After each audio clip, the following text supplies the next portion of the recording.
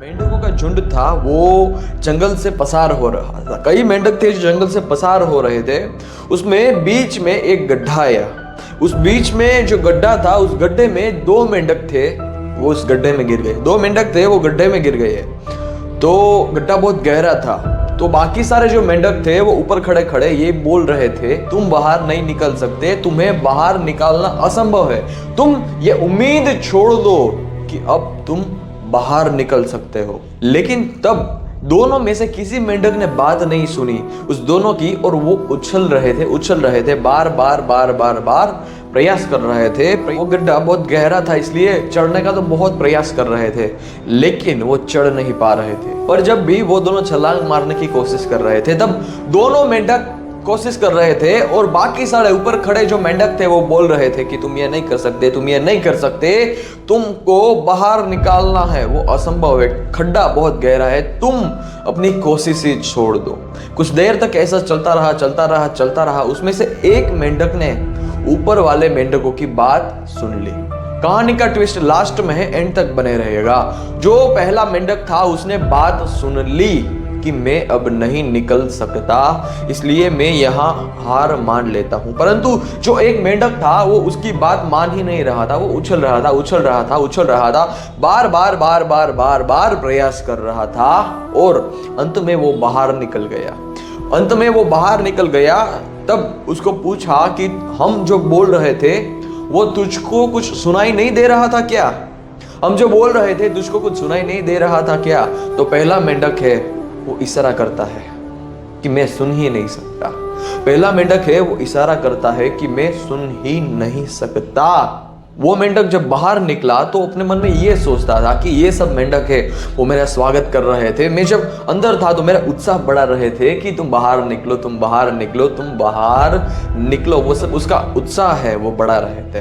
तो इस कहानी से पहली गोल्डन सीख हम ये लेते हैं कि हमें हमेशा अपने मुख से कुछ पॉजिटिव बात बोलनी चाहिए, क्योंकि जो हम बोलते हैं उसका प्रभाव दूसरे लोगों पर ज्यादा पड़ता है। इसलिए हमेशा हमें हमारे जीवन में कुछ अच्छा बोलना चाहिए। अगर आपको अच्छा बोलना नहीं आता तो आप मौन रह सकते हैं। कृपया करके दूसरों के बारे में खराब विचार, खराब वाणी है वो बोलना बंद कर दीजिए। आपको सही पॉजिटिव बात करनी नहीं आए तो मत करो, मौन रहो। लेकिन कभी अपने जीवन में नेगेटिव बात, नकारात्मक बात या फिर दूसरों को हानि पहुंचे ऐसी बात है और नहीं बोलनी चाहिए। तो इस कहानी से हमें दूसरी सीख ये मिलती है कि हमें हमारे जीवन में सकारात्मक सोच और सेल्फ बिलीव रखना चाहिए। यदि आपके अंदर सकारात्मक सोच है तो आपको कोई दुखी नहीं कर सकता, और आपके अंदर सेल्फ बिलीव है तो आपको कोई हरा नहीं सकता। बात करते हैं कि पॉजिटिविटी के ऊपर।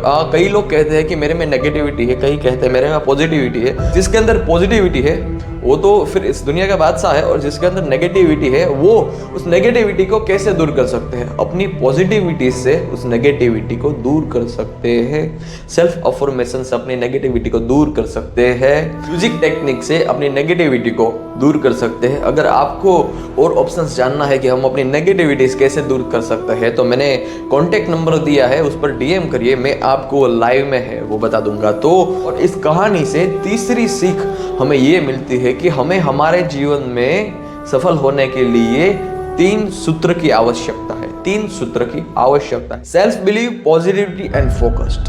Self believe, positivity and focus. Focus है वो तीसरे स्टेप में मैंने बताया है। क्यों? क्योंकि फोकस एक वो चीज होती है जो आपके अंदर आ जाए तो आप दुनिया का कोई भी काम कर सकते हैं जो आपको पसंद हो। आपके अंदर कंसंट्रेशन ही नहीं है तो आप क्या कोई कार्य को कर पाएंगे? आप 5 मिनट बैठ नहीं सकते। जब आप बैठते हो तो कई लोग कहते हैं मुझे विचार आता है, हम उसको कैसे रोके? आप कैसे रोक पाएंगे? आप दिन में कितनी बार इंस्टा की रील स्क्रॉल कर रहे हैं, आप कितनी बार अपने फोन को टच कर रहे हैं, वो आपके ब्रेन को खलास कर रहा है।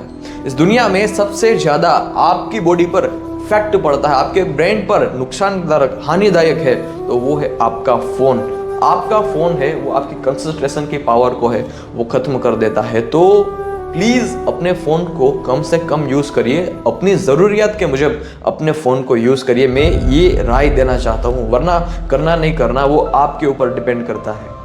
तो आशा करता हूँ आपको ये स्टोरी पसंद आई होगी और आपने इसमें से बहुत कुछ सीखा होगा। तो दोस्तों जल्दी ही मिलते हैं अगले वीडियो में। धन्यवाद, जय हिंद, वंदे मातरम। और इस चैनल को आपने अब तक सब्सक्राइब नहीं किया है तो जल्दी से जाकर सब्सक्राइब कर दीजिए और अपने परिवार के साथ ये चैनल शेयर जरूर कर दीजिए।